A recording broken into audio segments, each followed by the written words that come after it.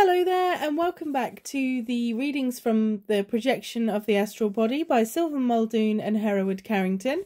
We're continuing on with page 189, Incapacity, the fundamental difference between astral projection and the physical somnambulism. Happy New Year to you, and I wish you well and a prosperous new year.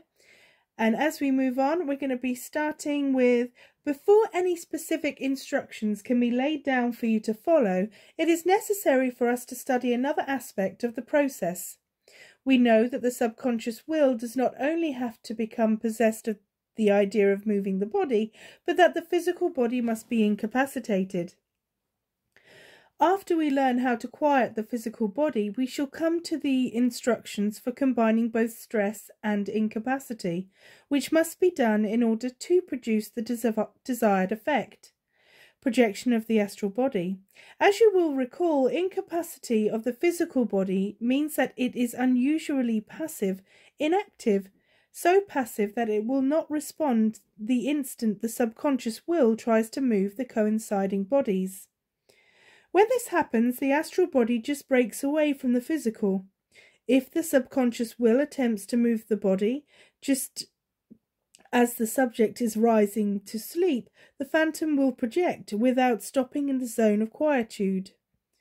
If the subconscious will attempts to move the body, that is, if a suggestion bursts forth, while the phantom is in the zone of quietude and the physical body is not in the proper degree of passivity, the phantom slips back into the physical mechanism, and the two coinciding bodies will move. The subject may be partially conscious or unconscious. He may act out what he is dreaming, if partially conscious, may appease a desire, may enact a habit, etc.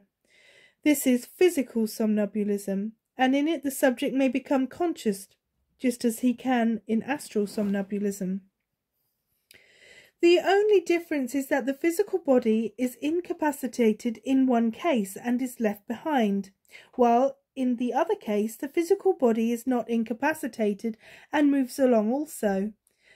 The study of somnambulism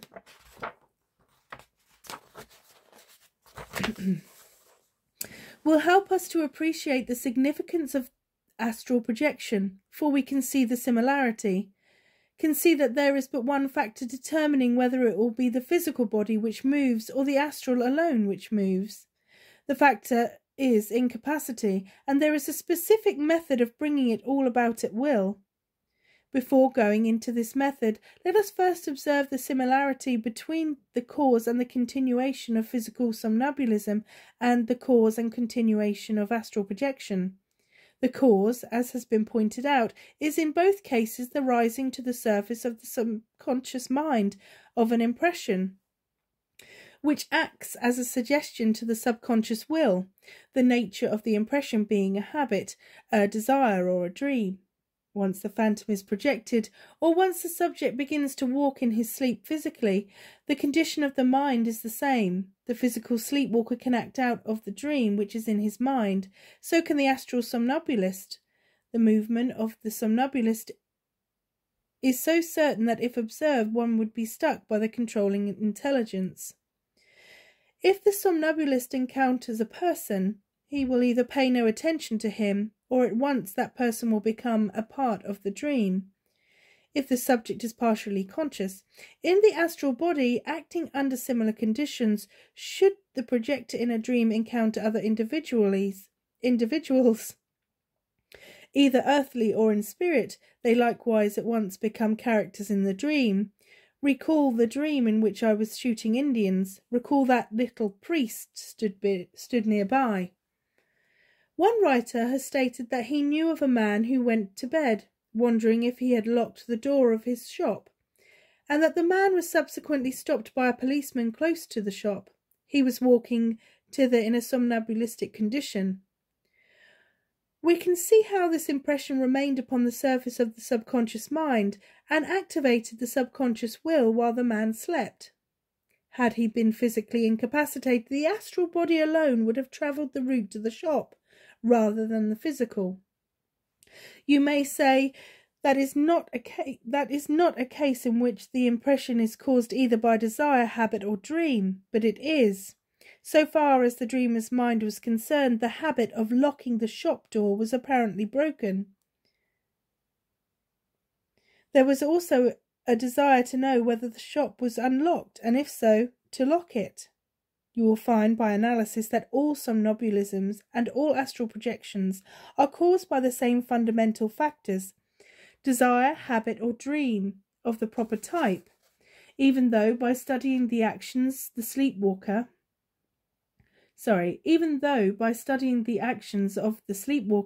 one can find no clue which leads him to accept this belief. There is somewhere to be found the clue which leads to desire, habit, or the proper dream. Now, a strong habit may project the phantom or put the sleepwalker into action, and so may a dream suggestion, even though it leads him away from the fulfillment of habit. This is what generally happens too. The subject is always dominated by the strongest suggestion in the mind at that moment. As an illustration of this, suppose one should go to bed hungry, or the desire for food should come to the surface or remain on the surface of the subconscious mind. If the desire were strong enough, the suggestion food would be given to the subconscious will. The subject were not physically incapacitated and did not become conscious, he would begin to somnambulate. If he were physically incapacitated, he would project, under the dominant suggestion food. If no dream suggestion occurred, or if a dream occurred which suggested eating, as it would in all probability, the subject would continue under the dominating impression and might go to the cupboard, to a restaurant, or to a bakery, etc., depending upon the relative thought which food brought up in the mind. If, on the way to fulfil this desire, he should encounter, in a partially conscious condition, that is, in the dream, something which would bring a different impression to his mind, he might forget his desire for food and begin to do something else. Suppose he were projected or physically somnambulating under the suggestion food, and that the relative impression was of the bakery, and that he was journeying to the bakery. Now, on the way, suppose he should pass the bank, where he transacted business and kept his money, and where he was in the habit of going very often to deposit his earnings. This suggestion might dominate the one he was following, and he would try to enter the bank instead of continuing to the bakery. If he were in the astral body, he would pass right through the door of the bank, go to the teller's window, make his deposit, then walk out again, following the course he usually followed when coming out the bank after making the deposit. If he were in the physical body, in a somnambulistic condition, he might go up to the door of the bank, dream that it was closed, turn around and start home again. He would be following the suggestion which he derived from the mind, which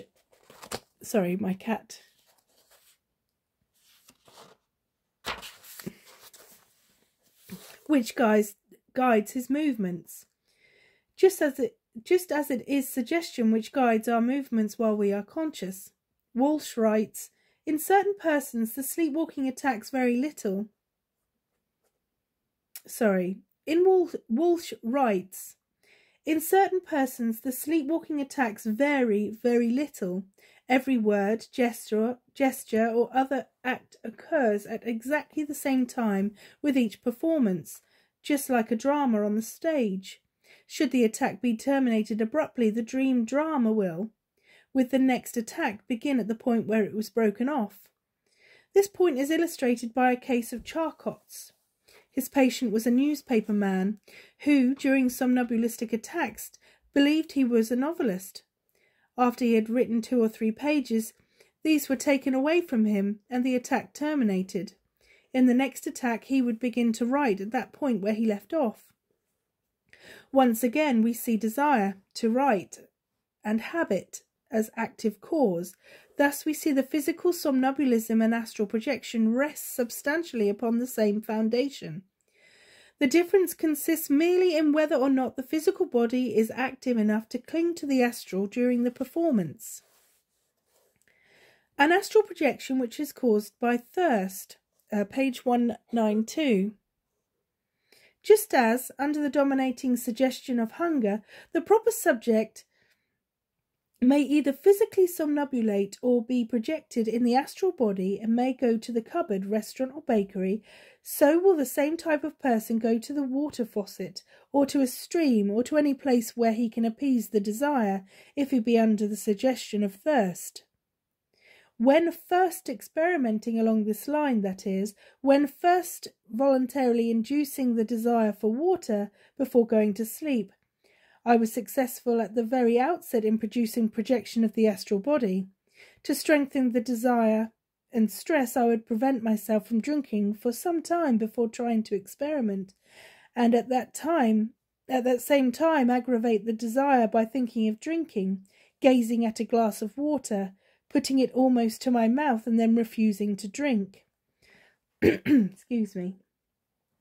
Before retiring, I would force myself to swallow about 1/8 of a teaspoon of salt. This was an ordeal, as you may well imagine, but think of the stress which was put upon the mind by doing this. Imagine the desire for drink which was accumulating even after sleep intervened. Now, I do not recommend doing that at all, just from my own personal experience.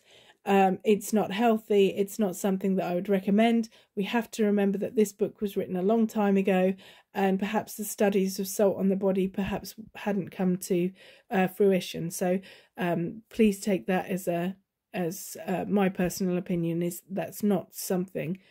Eating salt is not something that I would recommend to anybody. Okay, then there is other ways to be able to induce this thirst if you were going down this route.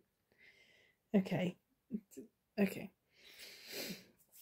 The first projection by means of this method in which I became conscious was a dream projection. I dreamed that I was walking along a dusty road. It was a sweltering hot day. I was thirsty but could find no place to get a drink. I pulled off my shirt and tried to moisten my mouth with the perspiration which it contained. My thirst was increasing. I was becoming weak and blinded by the sun when finally I reached a farmhouse. There was a windmill. I hurried as fast as I could to the tank below it, but it was very dry.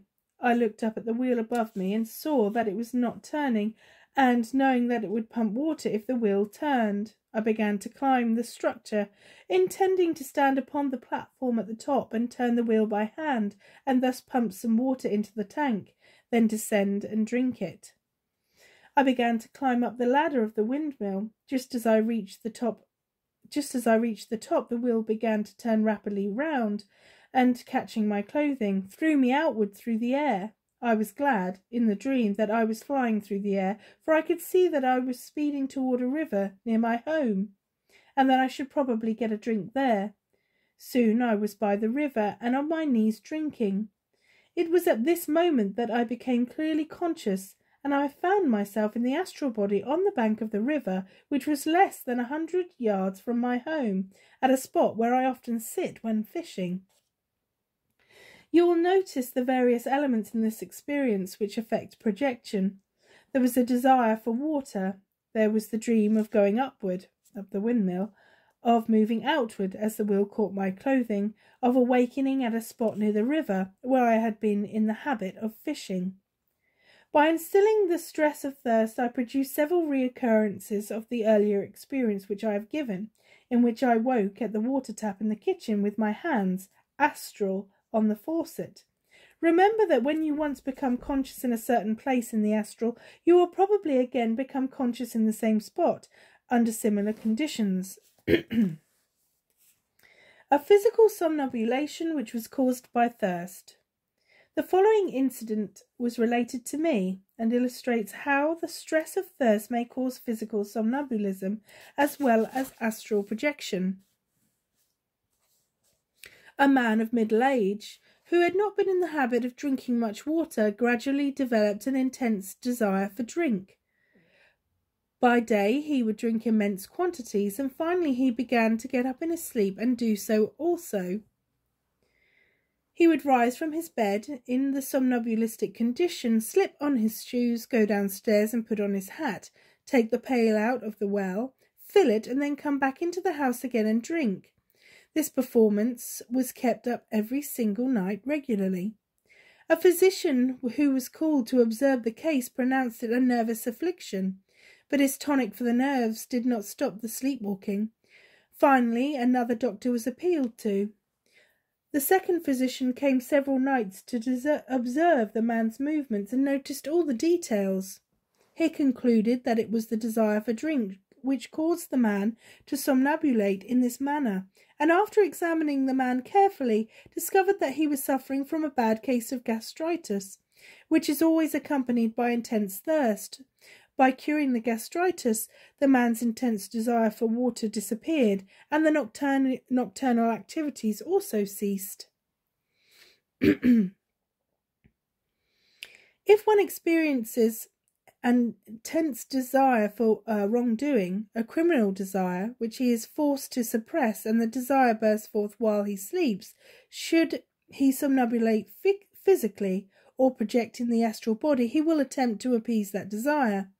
Walsh says, as a rule, the acts of the sleepwalker are harmless and in accord with his experience or inner nature.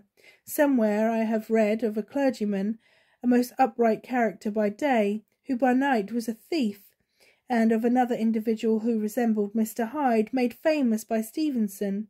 We may attribute these cases to very powerful dreams, or to strong impulses which the individual was able to repress by day. And Dr. Walsh is correct. It is the suggestion which bursts forth while the subject sleeps, and whether the subject projects in the astral body, or whether the physical body clings onto the astral during the performance, depends solely upon one factor: incapacity. Page 195, how I discovered that incapacity is an important factor. Let me tell of another discovery which I made while in search of the causes which brought about my earlier projections, and you will learn thereby one of the main reasons for incapacity. Being of an inquisitive nature, after experiencing several conscious projections, I concluded that there was a cause, that the seeming miracle could not possibly happen unless behind it there were certain factors which promoted it, and within myself I was annoyed, since I could not at once find the cause. Excuse me. Several prominent spiritualists to whom I wrote informed me that no one knew any specific causes for astral projection, that it was a gift, that the Hindus were especially gifted with the ability. So, after retiring at night, I would wonder if I should go out in the phantomous body. I remained awake for hours, thinking of this strange reality upon which no one could enlighten me. I would drift into the hypnagogic state, visualizing projection, thinking projection. In fact, the experiences which I had encountered seemed to have gripped my every thought after I went to bed at night. And to experience such a reality, and yet to find no one who would believe me, that this was dismaying, that was the dismaying part. Sorry, excuse me. Sorry.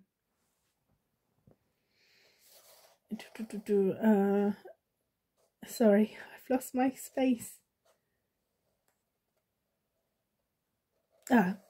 My associates, yes, even members of my own family, ridiculed the very suggestion of such impossibility, as they called it. I was pronounced a dreamer, and said to be off in the upper story. The scorn which I received from others hurt me. I would cry, often after going to bed, to think that no one would place any credibility in my claims. If I could find the causes, I reasoned, and could make them known, perhaps others would believe in the phenomenon. So within me arose a determination to learn what brought about the projections. You have already been made familiar with some of the findings which I made. This is how I made the discovery that incapacity of the physical body is essential. One night I lay awake in bed and had been concentrating in a quiet mental mood upon different parts of my body. My mind came to rest upon my heart. I noticed that it did not seem to be beating at the speed it should, when normal. Next day I went to the doctor and had the organ examined. It was beating but 40 times per minute, but was steady. 42 times per minute. He gave me a box of strychnine, a cardiac stimulant, assuring me that this would correct the condition. He added, however, that occasionally in his practice he had come upon similar cases, one man, whom he named, having a pulse which was in the 40s also. Now, for almost a year prior to this, a week seldom passed by that I did not experience a projection in some form, and every night I could notice the astral body rising out of the physical, in the hypnagogic state, causing me to jump. I believe I mentioned once before that persons who have been troubled with sinking, sliding, rising and falling sensations and jumps, repercussions of body, are relieved when their physicians give them a remedy to regulate the heart's action. And here is the reason why a heart stimulant will relieve the condition.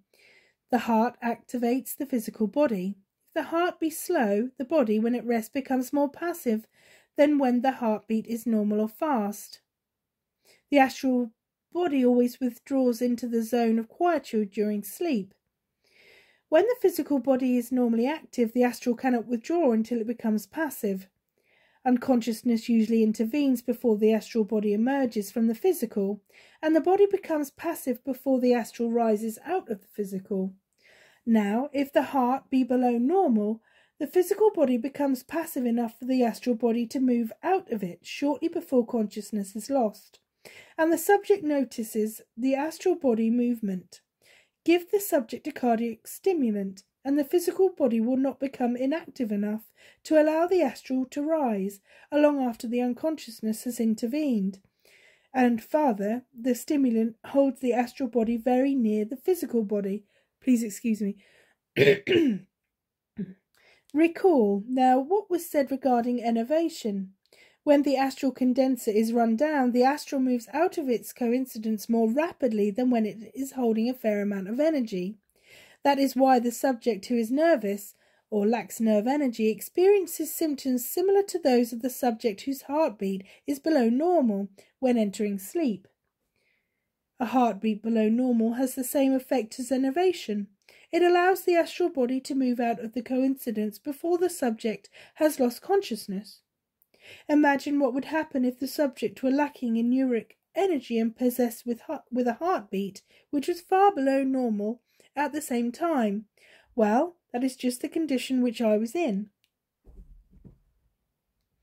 I stated that before taking the cardiac stimulant, which I procured from my doctor, I had experienced a projection in some form almost every week, and the primary stages of projection every night.